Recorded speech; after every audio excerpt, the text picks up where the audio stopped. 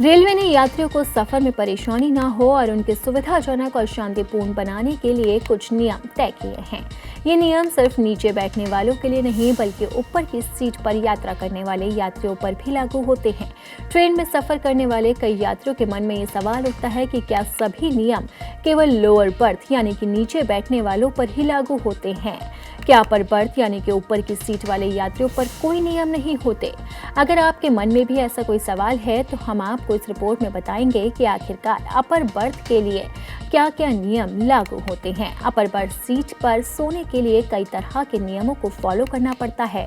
Railway द्वारा train में सीटों पर सोने के लिए कुछ नियम बनाए गए। इसमें यात्री रात 10 बजे से सुबह 6 बजे तक ट्रेन में सोकर यात्रा कर सकते हैं, लेकिन ये नियम नीचे वाली सीट और बीच वाली सीट पर लागू होते हैं। अपर बर्थ की सीट पर सोने का कोई नियम ही नहीं है।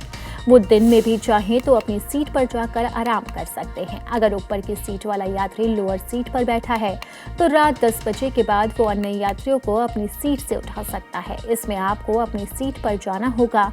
आप नीचे की सीट पर ना ही बैठ सकते हैं और ना ही लेट सकते हैं। ऊपर की सीट पर सोने वाले लोगों के लिए सामान को लेकर नियम बनाए गए हैं। कई यात्री रात में सोते समय अपना भारी भरकम सामान साथ रख लेते हैं। इससे नीचे वाले यात्रियों के लिए ये खतरनाक हो जाता है। अगर सामान गिरा तो किसी को चोट लग सकती है, इसलिए छोटा सूटकेस या पर्सनल सामान लेकर आप ऊपर सो सकते हैं, लेकिन ये हल्का हो, ज्यादा भारी ना हो।